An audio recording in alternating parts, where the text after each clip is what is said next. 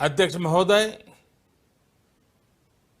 1945 की दुनिया निश्चित तौर पर आज से बहुत अलग थी। पूरा वैश्विक माहौल, साधन, संसाधन, समस्याएं, समाधान सब कुछ भिन्न थे। ऐसे में विश्व कल्याण की भावना के साथ जिस संस्था का गठन हुआ, जिस स्वरूप में गठन हुआ, वो भी उस समय के हिसाब से ही था। आज हम एक बिल्कुल अलग दौर में हैं। 21वीं सदी में हमारे वर्तमान की,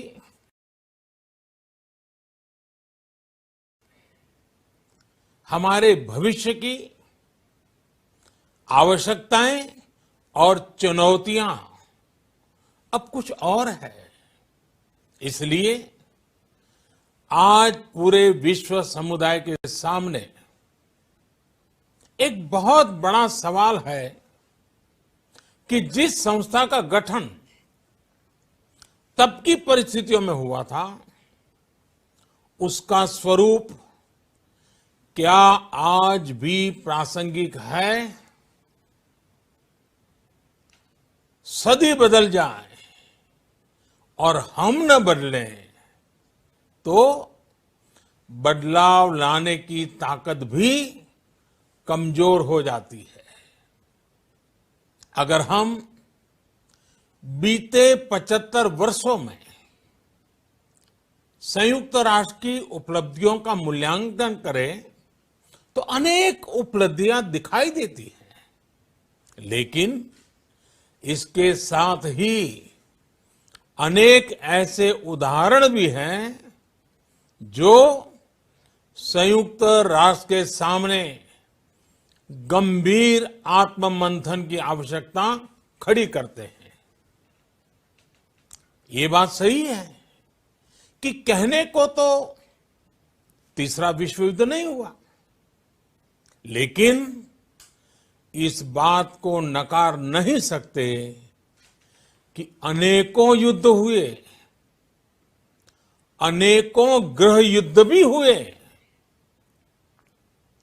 कितने ही आतंकी हमलों ने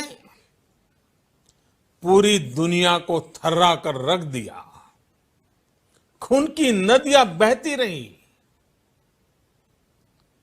इन युद्धों में, इन हमलों में जो मारे गए वो हमारी आपकी तरह इंसान ही थे। वो लाखों मासूम बच्चे जिन्हें दुनिया पर छा जाना था, वो दुनिया छोड़कर चले गए। कितने ही लोगों को अपने जीवन भर की पूंजी गंवानी पड़ी, अपने सपनों का घर छोड़ना पड़ा। उस समय और आज भी संयुक्त राष्ट्र के प्रयास क्या पर्याप्त थे? पिछले 8-9 महीने से पूरा विश्व कोरोना वैश्विक महामारी से संघर्ष कर रहा है। इस वैश्विक महामारी से निपटने के प्रयासों में संयुक्त राष्ट्र कहां है? एक प्रभावशाली रिस्पांस कहां है? अध्यक्ष महोदय, संयुक्त राष्ट्र की प्रतिक्रियाओं में बदलाव, व्यवस्थाओं में बदलाव, स्वरूप में बदलाव आज समय की मांग है। संयुक्त राष्ट्र का भारत में जो सम्मान है, भारत के 130 करोड़ से ज्यादा लोगों का इस वैश्विक संस्था पर जो अटूट विश्वास है, वो आपको बहुत कम देशों में मिलेगा। लेकिन ये भी उतनी ही बड़ी सच्चाई है कि भारत के लोग संयुक्त राष्ट्र के रिफॉर्म को लेकर जो प्रोसेस चल रहा है उसके पूरा होने का बहुत लंबे समय से इंतजार कर रहे हैं। आज भारत के लोग चिंतित हैं कि क्या ये प्रोसेस कभी एक लॉजिकल एंड तक पहुंच पाएगा। आखिर कब तक भारत को संयुक्त राष्ट्र के डिसीजन मेकिंग स्ट्रक्चर से अलग रखा जाएगा। एक ऐसा देश जो दुनिया का सबसे बड़ा लोकतंत्र है, एक ऐसा देश जहां विश्व की 18% से ज्यादा जनसंख्या रहती है, एक ऐसा देश जहां सैकड़ों भाषाएं हैं, सैकड़ों बोलियां हैं, अनेकों पंथ हैं, अनेकों विचारधारा हैं, जिस देश ने सैकड़ों वर्षों तक वैश्विक अर्थव्यवस्था का नेतृत्व करने और सैकड़ों वर्षों की गुलामी दोनों को जिया है। अध्यक्ष महोदय, जब हम मजबूत थे तो दुनिया को कभी सताया नहीं। जब हम मजबूर थे तो दुनिया पर कभी बोझ नहीं बने। अध्यक्ष महोदय, जिस देश में हो रहे परिवर्तनों का प्रभाव दुनिया के बहुत बड़े हिस्से पर पड़ता है, उस देश को आखिर कब तक इंतजार करना पड़ेगा। अध्यक्ष महोदय, संयुक्त राष्ट्र जिन आदर्शों के साथ स्थापित हुआ था और भारत की मूल दार्शनिक सोच बहुत मिलती जुलती है, अलग नहीं है। संयुक्त राष्ट्र के इसी हॉल में ये शब्द अनेकों बार गूंजा है, वसुधैव कुटुंबकम। हम पूरे विश्व को एक परिवार मानते हैं। यह हमारी संस्कृति, संस्कार और सोच का हिस्सा है। संयुक्त राष्ट्र में भी भारत ने हमेशा विश्व कल्याण को ही प्राथमिकता दी है। भारत वो देश है जिसने शांति की स्थापना के लिए लगभग 50 पीस कीपिंग मिशंस में अपने जांबाज सैनिक भेजे। भारत वो देश है जिसने शांति की स्थापना में सबसे ज्यादा अपने वीर सैनिकों को खोया है। आज प्रत्येक भारतवासी संयुक्त राष्ट्र में अपने योगदान को देखते हुए संयुक्त राष्ट्र में अपनी व्यापक भूमिका भी देख रहा है। अध्यक्ष महोदय, 2 अक्टूबर को international day of non violence और 21 जून को इंटरनेशनल डे ऑफ योगा, इनकी पहल भारत ने ही की थी। Coalition for disaster resilience infrastructure और इंटरनेशनल सोलर अलायंस, ये भारत के ही प्रयास है। भारत ने हमेशा पूरी मानव जाति के हित के बारे में सोचा है, न कि अपने निहित स्वार्थों के बारे में।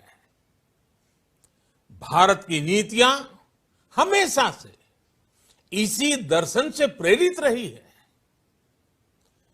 भारत की नेबरहुड फर्स्ट पॉलिसी से लेकर एक्ट ईस्ट पॉलिसी तक, security and growth for all in the region, इसकी सोच या फिर इंडो पैसिफिक क्षेत्र के प्रति हमारे विचार, सभी में इस दर्शन की झलक दिखाई देती है। भारत की पार्टनरशिप का मार्गदर्शन भी यही सिद्धांत तय करता है। भारत जब किसी से दोस्ती का हाथ बढ़ाता है तो वो किसी तीसरे के खिलाफ नहीं होती।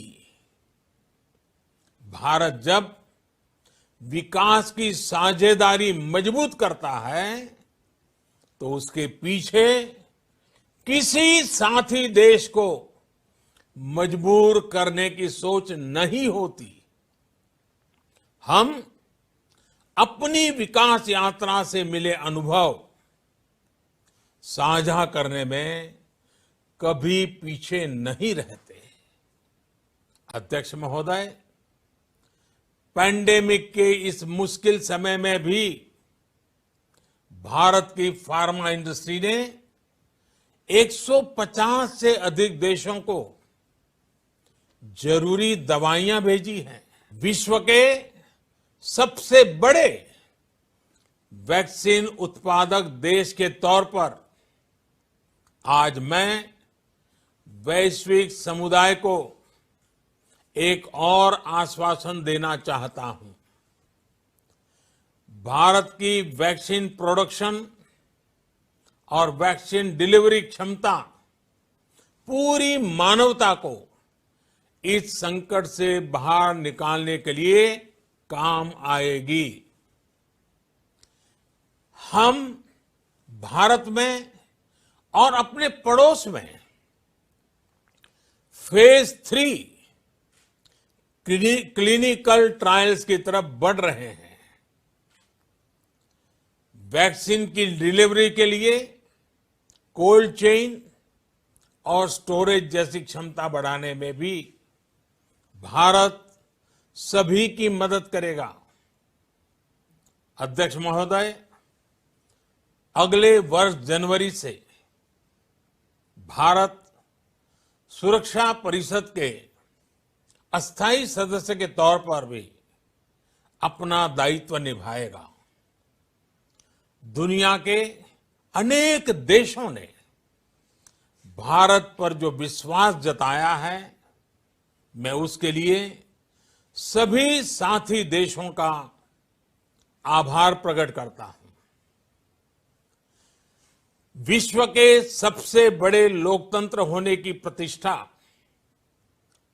और इसके अनुभव को हम विश्व हित के लिए उपयोग करेंगे। हमारा मार्ग जन कल्याण से जग कल्याण का है। भारत की आवाज हमेशा शांति, सुरक्षा और समृद्धि के लिए उठेगी। भारत की आवाज मानवता, मानव जाति और मानवीय मूल्यों के दुश्मन आतंकवाद, अवैध हथियारों की तस्करी, ड्रग्स, मनी लॉन्ड्रिंग के खिलाफ उठेगी।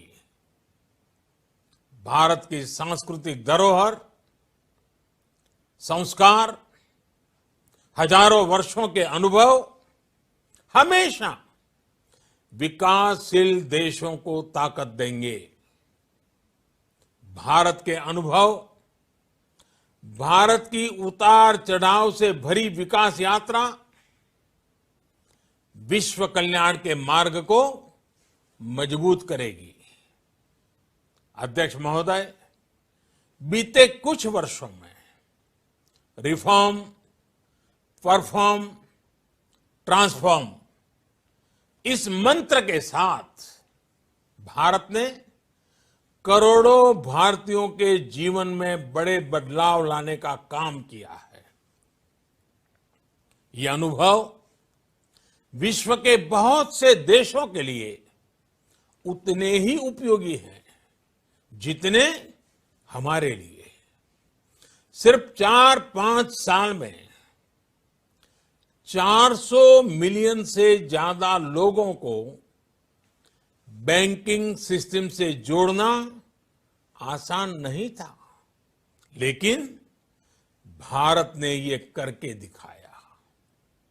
सिर्फ 4-5 साल में 600 मिलियन लोगों को ओपन डेफिकेशन से मुक्त करना आसान नहीं था, लेकिन भारत ने ये करके दिखाया। सिर्फ 2-3 साल में 500 मिलियन से ज्यादा लोगों को मुफ्त इलाज की सुविधा से जोड़ना आसान नहीं था, लेकिन भारत ने ये करके दिखाया। आज भारत डिजिटल ट्रांजैक्शन के मामले में दुनिया के अग्रणी देशों में है। आज भारत अपने करोड़ों नागरिकों को डिजिटल एक्सेस देकर एम्पावरमेंट और ट्रांसपेरेंसी सुनिश्चित कर रहा है। आज भारत वर्ष 2025 तक अपने प्रत्येक नागरिक को टीबी से मुक्त करने के लिए बहुत बड़ा अभियान चला रहा है। आज भारत अपने गांवों के 150 मिलियन घरों में पाइप से पीने का पानी पहुंचाने का अभियान चला रहा है। कुछ दिन पहले ही भारत ने अपने 6 लाख गांवों को ब्रॉडबैंड ऑप्टिकल फाइबर से कनेक्ट करने की बहुत बड़ी योजना की शुरुआत की है। अध्यक्ष महोदय, पैंडेमिक के बाद बनी परिस्थितियों के बाद हम आत्मनिर्भर भारत के विजन को लेकर आगे बढ़ रहे हैं। आत्मनिर्भर भारत अभियान ग्लोबल इकोनॉमी के लिए भी एक फोर्स मल्टीप्लायर होगा। भारत में आज ये सुनिश्चित किया जा रहा है कि सभी योजनाओं का लाभ बिना किसी भेदभाव प्रत्येक नागरिक तक पहुंचे। विमेन एंटरप्राइज और लीडरशिप को प्रमोट करने के लिए भारत में बड़े स्तर पर प्रयास चल रहे हैं। आज दुनिया की सबसे बड़ी माइक्रो फाइनेंसिंग स्कीम्स का सबसे ज्यादा लाभ भारत की महिलाएं ही उठा रही हैं। भारत दुनिया के उन देशों में से एक है जहां महिलाओं को 26 वीक्स की पेड मैटरनिटी लीव दी जा रही है। भारत में ट्रांसजेंडर्स के अधिकारों को सुरक्षा देने के लिए भी कानूनी सुधार दिए गए हैं। अध्यक्ष महोदय, भारत विश्व से सीखते हुए, विश्व को अपने अनुभव बांटते हुए आगे बढ़ना चाहता है। मुझे विश्वास है कि अपने 75वें वर्ष में संयुक्त राष्ट्र और सदस्य सभी देश इस महान संस्था की प्रासंगिकता बनाए रखने के लिए और प्रतिबद्ध होकर काम करेंगे। संयुक्त राष्ट्र में संतुलन और संयुक्त राष्ट्र का सशक्तिकरण विश्व कल्याण के लिए उतना ही अनिवार्य है। आइए संयुक्त राष्ट्र के 75वें वर्ष पर हम सब मिलकर अपने आप को विश्व कल्याण के लिए एक बार फिर समर्पित करने का प्रण लें।